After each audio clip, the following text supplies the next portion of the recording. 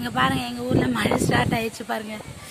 காற்று அடிச்சுருக்குது பாருங்கள். கருமேகங்கள் சூழ்ந்து வருது பாருங்கள். தெரியுதுங்களா? அந்த சைடெலாம் எதுவுமே இல்லை.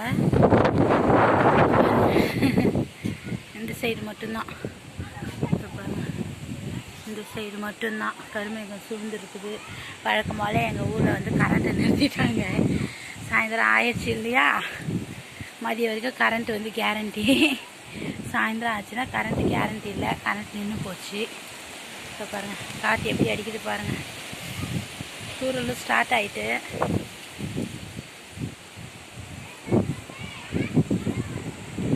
இப்போ பாருங்கள் சுற்றிலும்